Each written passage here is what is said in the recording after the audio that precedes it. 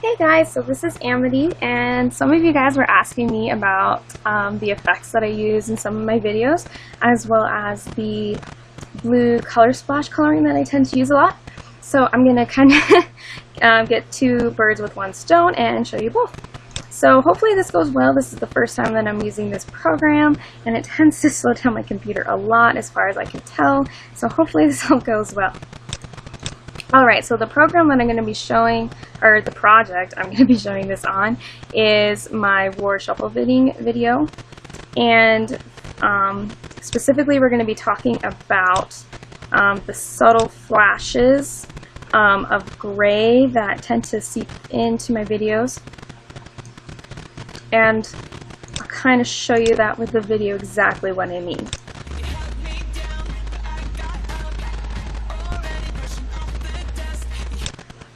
Alright, so with this video, basically what we're going to be talking about is those specific fades right there where it suddenly goes gray before it gets to the next clip.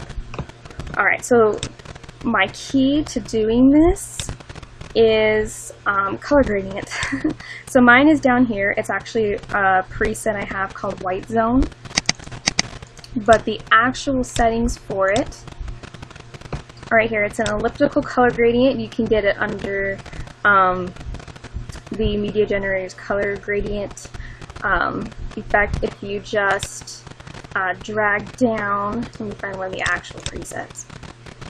I think I use the elliptical black to white and just change the black to white. But the settings you're going to want to have is the middle is going to be slightly transparent but basically opaque. And then the outside rim is going to be almost completely transparent.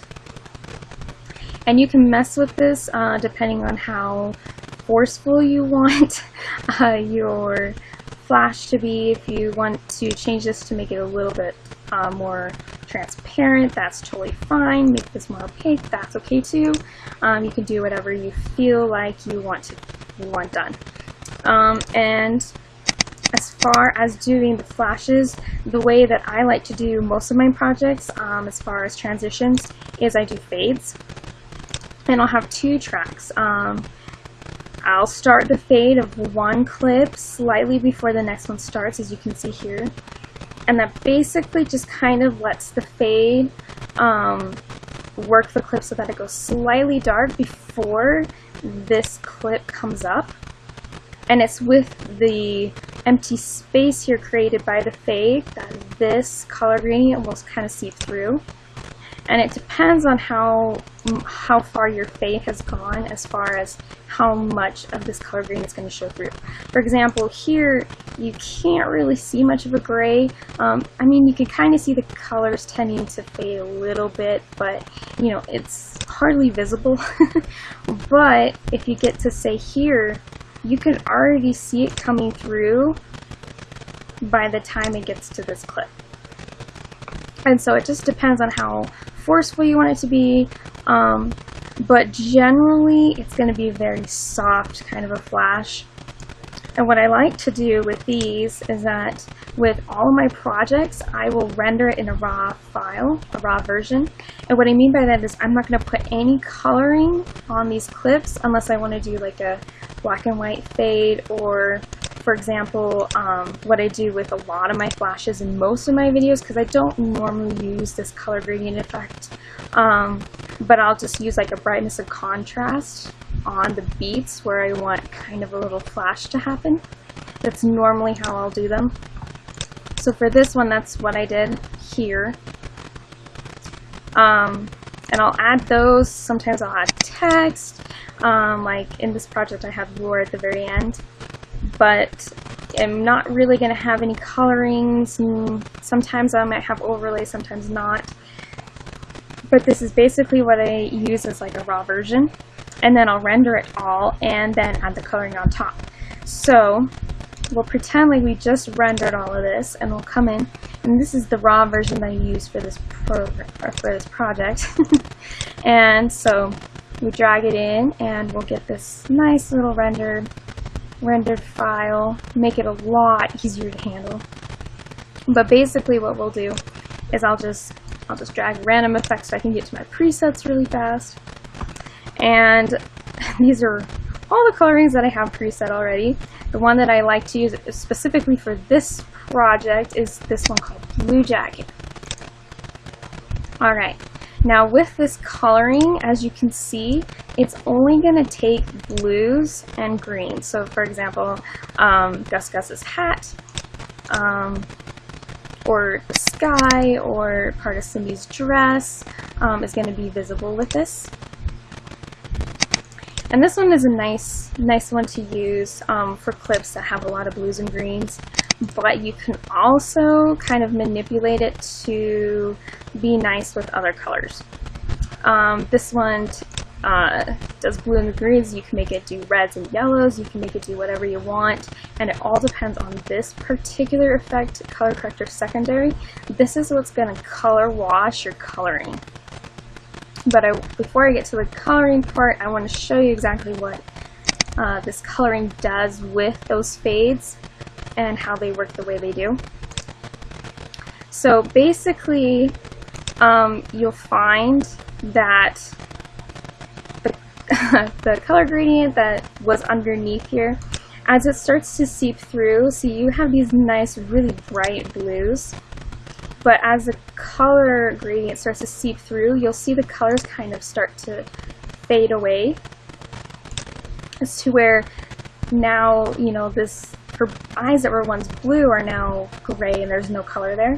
So this is basically how I did the color washing effect, I guess you could call it, where you're starting to get rid of the color and going to black and white or black and white to color. This is how it's happening, and I found that this mainly happens because of the fades. This particular case, it's mainly being caused by color gradient, but it also happens with fades as well. And it's just where you start to darken a clip, the coloring is going to start to fade away from it. It's going to get darker, it's going to get harder for Sony Vegas to pick it up. And so colors that were once these bright blues are going to start to kind of dim and create this color wash. So that's basically how that happens. Sometimes it'll happen with your just regular fade. Most of the time it will. Sometimes you might get lucky and it won't. I think it usually helps if you just add it to each individual clip. It'll kind of help get rid of that problem. But because I like adding colorings to my entire project, just to try and keep everything uniform, I tend to just deal with it. So, alright, so now that we got that covered, I'll quickly show you guys the coloring. So the first one you want to have is color curves. Then color corrector secondary. This is the most important part, and it's a little bit easier to see it if you do custom. I just like looking at custom because I'm used to seeing it this way. But the main settings you're going to want to look at are right here at the limit hue section. This is what's going to tell it what colors you want selected, what ones you want out. That will be the center part. The more you go this way, the more reds that'll show up. This way is more blues. And then as far as width goes, it kind of tells it how wide or you want your selection of color to be. So the more you go this way, the more color will seep through. And I'll kind of try and show you exactly what I mean. So here you basically just have her eyes. There might be a little bit of, oh yep, there's a little bit of blue in the background. But you just basically have her eyes that are selected right now. The more that you go this direction, the more color that's going to seep through. So now we have the roof, we have her hair. So the more you go this way, the more color that'll come through. And it all depends on your specific preference. This is why this is a great coloring to kind of mess around with, because you can get different effects each time.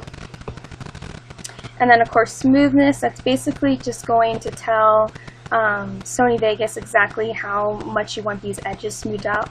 So around her eyes, it's going to look at it and be like, okay, do we want it really, really crisp, or do we want it a little bit smooth? This will also kind of determine exactly how much color is going to seep through as well. The more you go this way, the more color that might come out. So you got to be careful on that note, but generally I like it kind of in the middle. And then HSL Adjust, that'll just help boost the colors, make it a lot brighter than it actually is. Because Cindy's eyes actually are not that bright, but they look very pretty when we actually do boost them up a little. So, and then we got brightness and contrast. Some more color curves. And then broadcast colors as well. And that's also to just help bring out some colors. Alright, so there is the coloring and the subtle flashing effect, if you want to call it that, as well as some of the color wash effects that I used. Hopefully that was helpful to you guys, and I'll try and make another tutorial soon.